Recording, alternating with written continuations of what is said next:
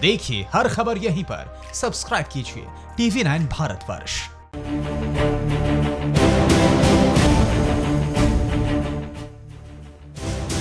और अब आपको दिखाते हैं देश का कोरोना बुलेटिन। पश्चिम बंगाल की बात करेंगे, जहां सुपर साइक्लोन अम्फान ने ऐसी तबाही मचाई है कि देखने वाले की रूह कांप जाए। बवंडर का ऐसा ब्रेक फेल हुआ कि ओडिशा और पश्चिम बंगाल में हाहाकार मचा हुआ है। 100 सेकंड में आपको दिखाते हैं अम्फान के कोहराम की डरावनी कहानी। टूटे हुए पेड़, उजड़ी हुई सड़कें, बेहाल लोग, रास्ते पेड़ों से पटे हैं, कंटेनर सड़कों पर खिलौनों की तरह उल्टे पड़े हैं।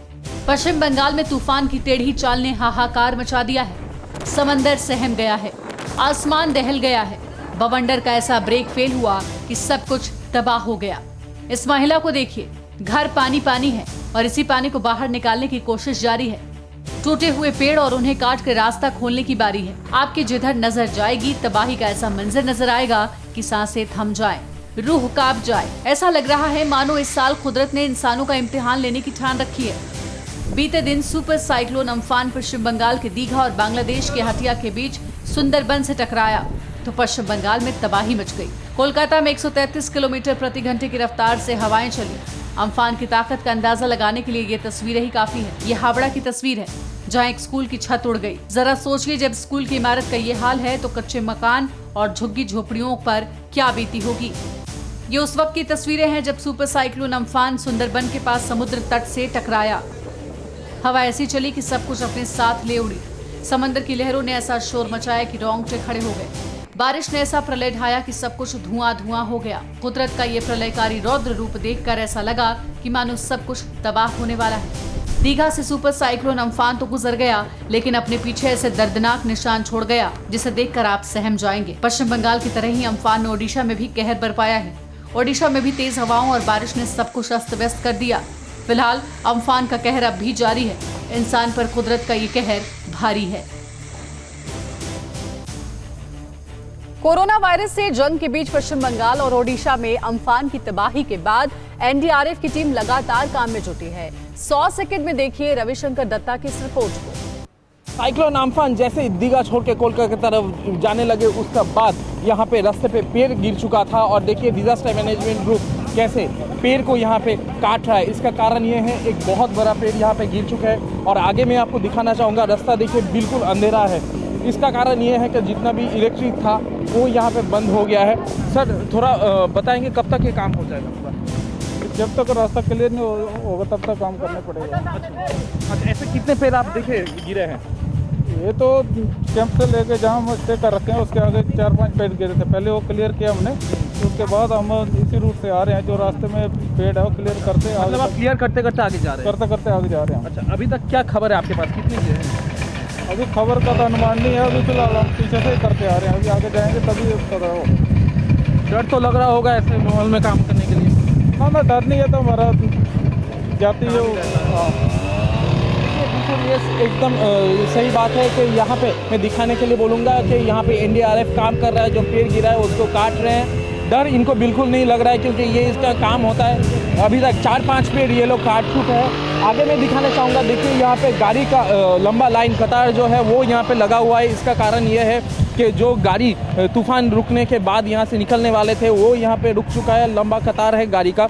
और देखिए यहाँ पे भी मैं दिखाने के लिए कहूँगा अपना कैमरामैन को, देखिए यहाँ पे भी पेड़ गिर चुके हैं। बहुत सारे जो शेड्स हैं वो यहाँ पे आके गिरे हैं। ये पेड़ जो है यहाँ पे पूरा गिर चुका है। जब तक ये नहीं हटाया जाएगा गाड़ी आगे नहीं जाएंगे। और अभी भी हवा चल रही है, बहुत ज़्यादा रिस्क है यहाँ पे काम करना।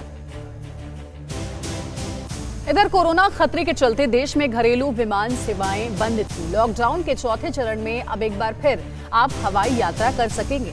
100 सेकंड में देखिए नागरिक उड्डयन मंत्रालय ने विमान सेवा शुरू करने के लिए क्या फैसला लिया है। लॉकडाउन के चलते करीब 2 महीने से देश में हवाई सेवाएं बाधित हैं। 25 मई से अब एक बार फिर देश में उम्मीदों की उड़ान परवान चढ़ेगी। इस सोमवार से विमान सेवाएं शुरू हो रही हैं। इसकी जानकारी खुद नागरिक उड्डयन मंत्री हरदीप सिंह पुरी ने ट्वीट के जरिए शेयर की। 25 मई 2020 से उड़ानें शुरू की जाएंगी। ये सभी एयरपोर्ट और एयरलाइन कंपनियां 25 मई से उड़ानें शुरू करने के लिए तैयार रहें। हालांकि यात्रियों के लिए उड़ान के क्या नियम होंगे, इस बारे में भी कुछ नहीं कहा गया है। आप किन शर्तों के साथ कैसे सफर कर पाएंगे? आज दोपहर 3 बजे नागरिक उड्डयन मंत्रालय प्रेस कॉन्फ्रेंस कर गाइडलाइंस जारी करेगा। अभी टाइम आ गया था और प्रधानमंत्री जी ने यह निर्णय लिया।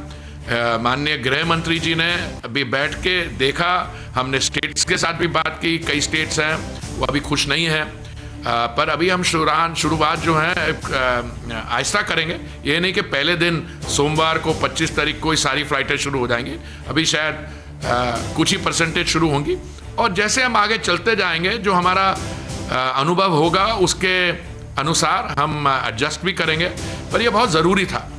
कोरोना संकट के बीच नागरिक उड्डयन मंत्रालय के इस फैसले के बाद अब करीब 62 दिन बाद लोग हवाई सफर करेंगे।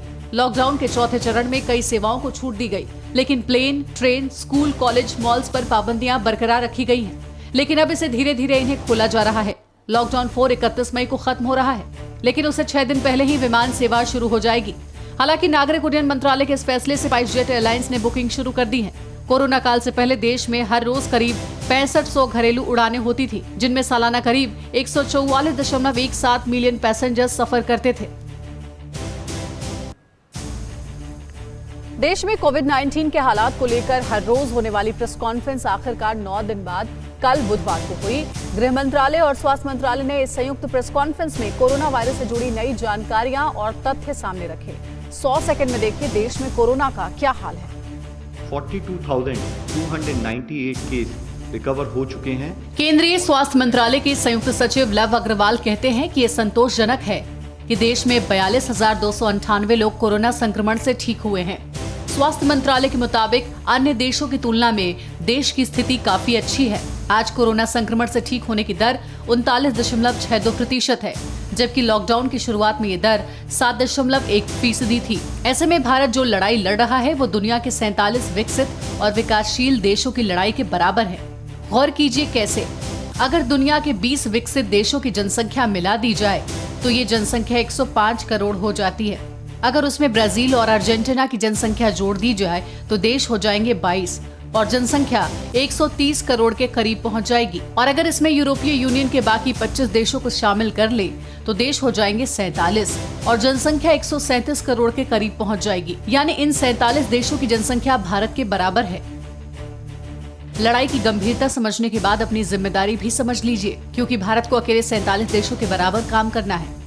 एक संतोषजनक विषय यह है कि अगर हम देखें तो पाते हैं कि अब तक 42,298 केस रिकवर हो चुके हैं। केंद्रीय स्वास्थ्य मंत्रालय के मुताबिक आज कोविड-19 के जितने मामले हैं उनमें 6.39% मरीजों को अस्पताल में उपचार कराने की जरूरत है।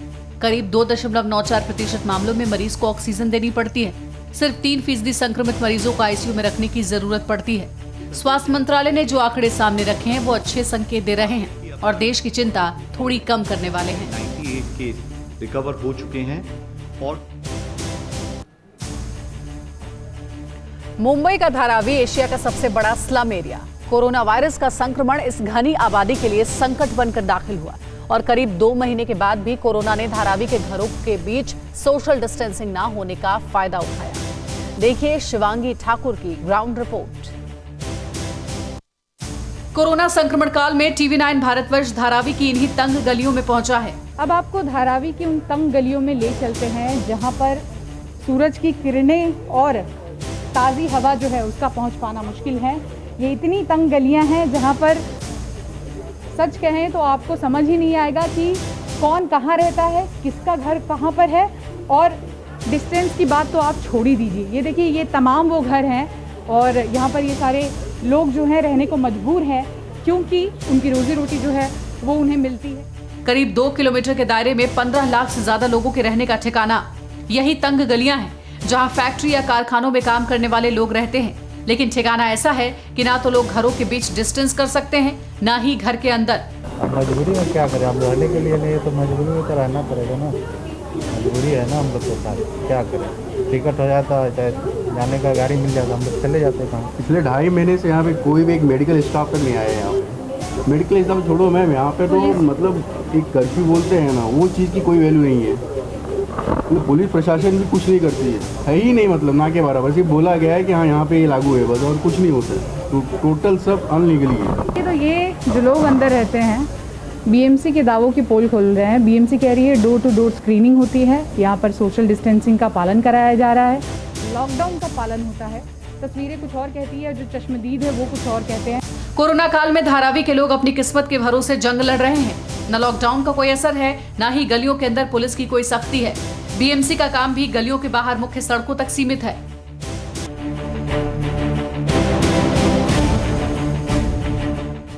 अड़ी सोमवार से शुक्रवार शाम 6 बजे सिर्फ TV9 भारतवर्ष पर।